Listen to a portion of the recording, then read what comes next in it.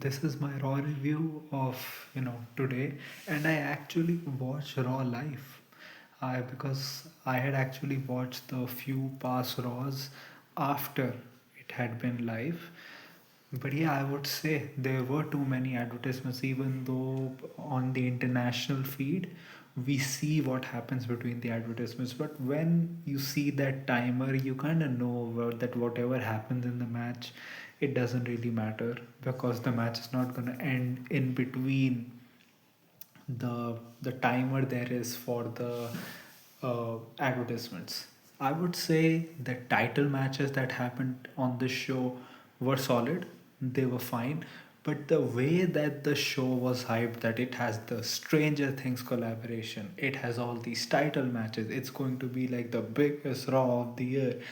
It didn't feel like that. It felt like a Raw which had a few title matches. And that should feel bigger, but it felt exactly my tone and my voice suggested it was a Raw which had a few title matches. Because yeah, Becky versus Maxine was fine. The ending, Becky cheated to win. Match was fine, but I think their previous match was better. Rhea and Io versus Kabuki Warriors was good. It was solid, but it was not what you expect from when you think about, oh my god, it's going to be Rio versus Kabuki Warriors in a tag match. Like it's going to be like a five-star classic. It was not that. And now Rio are the champions, which I am glad. But it's like, what did Kabuki Warriors do in their reign, anyways? Did they successfully defend their titles even once? I think the one match where they did defend it, I think Roxanne and either Roxanne and Liv interrupted them or Roxanne and Raquel did. And even apart from that, they have just lost every time they have faced someone. Like sometimes like Asuka gets a pin over Rhea Ripley, but they have been beaten a lot in this run. So it's like okay,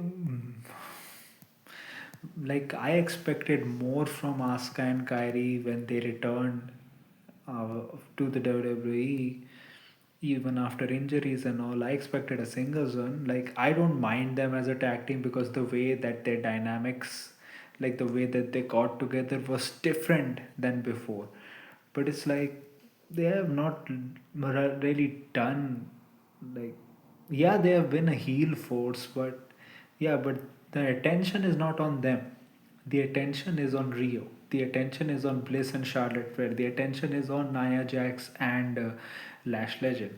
Now I do want to see what happens from here. I do hope that they defend the titles. We may get like a tag team championship match at the Rumble. Maybe we get Charlotte Flair and Alexa versus Rio. I think that is a dream match that will happen.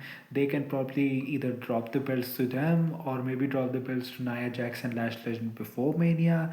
And then either they go into the Women's World Championship picture or they have like a singles match where finally Rhea beats Io, and then after WrestleMania, maybe Liv is champion. That can be the first feud going for the World Heavyweight Championship. Because talking about the Women's World Heavyweight Championship, Stephanie Wacker came out. She had a boot on her leg.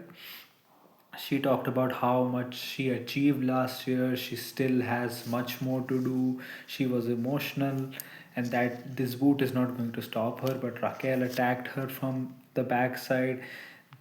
Then also when she was taken to the backstage, she was still attacked by Raquel. So I think Stephanie is probably out for a while. If she is out, I think the best choice is to make Raquel champion. You can have like a fatal four ways and then crown Raquel at Royal Rumble. You can have Liv win the Royal Rumble maybe by eliminating Roxanne in the end.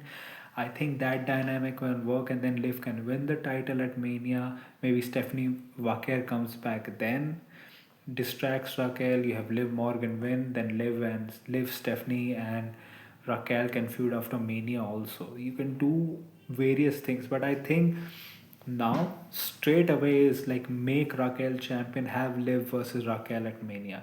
You can give Raquel a solid few months with the title. She can defend it against a few people, and then voila, you give the attention back to Liv. I think by then I think Raquel is probably the women's wrestler that everyone wants her to be, especially the management. Like, they have always wanted her to be a main eventer. I think character wise, she has probably done her best work in the Judgment Day, even though her character is like kind of like a bodyguard and like to Liv Morgan and everyone. And wrestling wise, she took Kevin Nash's advice and she has been like pretty much wrestling the best she has in her life. So I hope that goes well.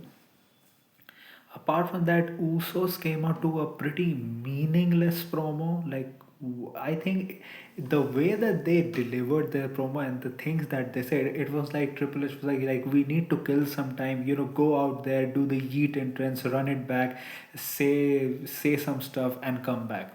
Because it was like what that. Uh, Congratulations, AJ and Dragon, but we are the champions, and then just just nonsense. I was like, why is this on TV? Like you were just like, oh, we have new tag team champions, we need to put them on TV, so you put them on TV. Another thing, Javon is signed to WWE. They also had an exclusive footage on YouTube, so he's probably gonna face one of the Americanos next week. I am kind of happy for him. It's just that we need to see how the audience reacts to him because the NXT audience is generally very welcoming and receptive to any kind of gimmick that comes there. And Javon's gimmick, like being the young OG, like the way he stutters on the mic, or he's a YN. Maybe YN works in NXT as a gimmick. I don't know if it will be as admired on the main roster. And also that if he had stayed in NXT, he could have gotten that experience of carrying a brand on his back.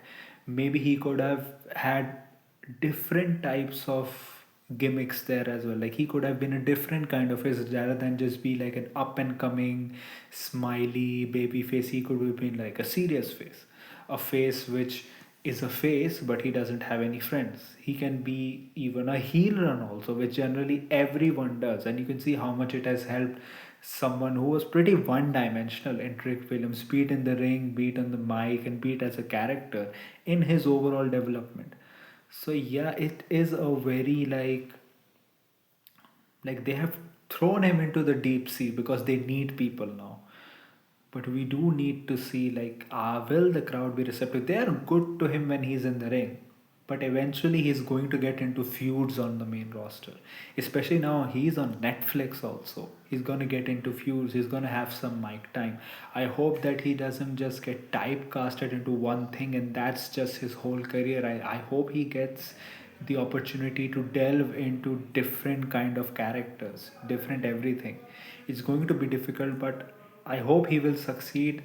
And I think the perfect thing for him is like the Judgment Day. Like you have him against the Americanos right now. I think him going up against the Judgment Day and then eventually Dominic maybe taking the IC title off him, I think can actually be the perfect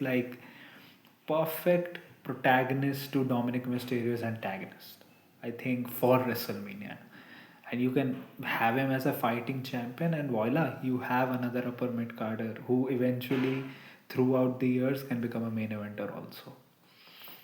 You had, CM Punk versus Braun Breaker, which I would say till the interference didn't happen, it was kind of slow. But after the interference, where you had Penta, Ray, Dragon Lee coming out, it was really then the interferences happened really quick. It was not that long drawn out. The vision came out quick.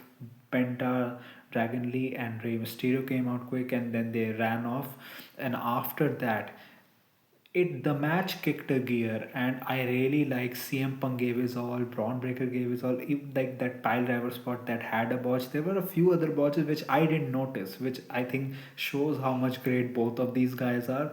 That they were able to hide those botches, like the spot that CM Punk had, like diving through the ropes, and then Braun Breaker just throwing him like shoulder first on the mat. Then also like Braun Breaker diving from the top rope, even though I think if he had done it from the apron, it would have looked more devastating, but that was also very great.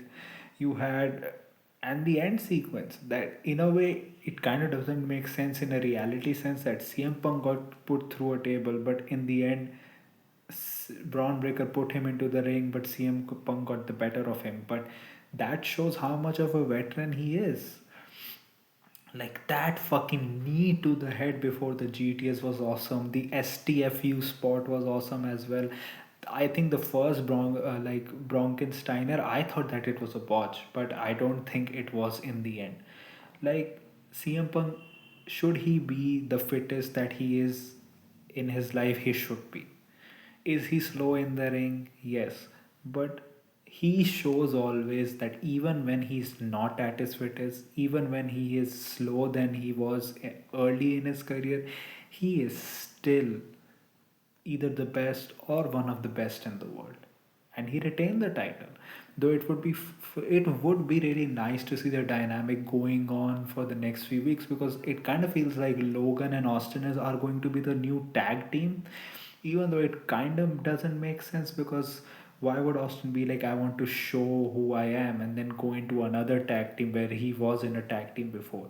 Because when Penta was talking to Ray, he was like, Logan and Austin together and everything. Maybe you have LA Knight returning next week. Maybe because of that, you can have Penta, Dragon Lee, and Ray Phoenix win also that match. Uh, Penta, Dragon Lee, and Rey Mysterio win that match also, maybe. Let's see what happens with that. It would be good to see, because Braun Breaker lost. Maybe now Paul Heyman is like, let's give Bronson Reed a chance. Maybe we get like a CM Punk and Bronson Reed feud, and Bronson Reed deserves it. Like, he defeated Roman Reigns. Why hasn't he gotten anything after that? I hope the Usos get added to this stuff, even though I think probably their first feud will be the New Day.